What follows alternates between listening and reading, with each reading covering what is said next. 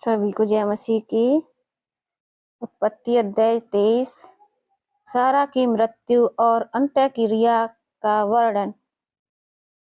सारा 127 वर्ष की अवस्था को पहुंची और जब सारा की इतनी आयु हुई तब वह किर्यतर्बा में मर गई।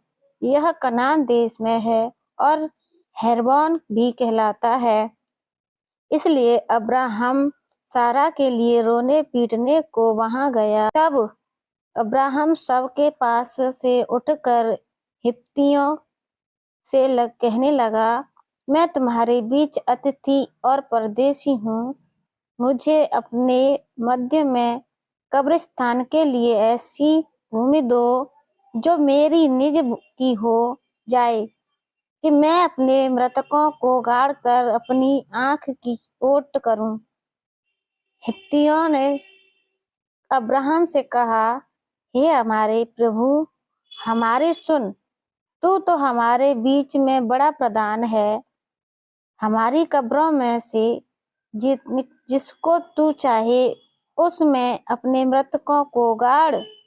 हम में से कोई तुझे अपनी कब्र के लेने से न रोकेगा कि तू अपने मृतक को उसमें गाड़ने न पाए।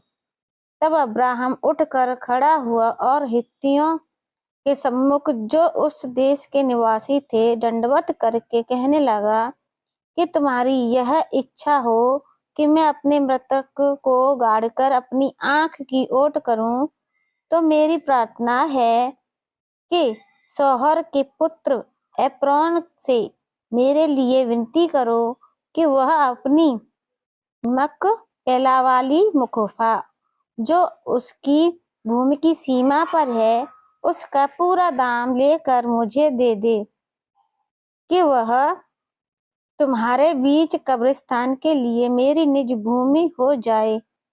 एप्रोन तो हिब्तियों के बीच वहां बैठा हुआ था, इसलिए जितने हिब्ती उसके नगर के फाटक से होकर भीतर जाते थे उस सबों के सामने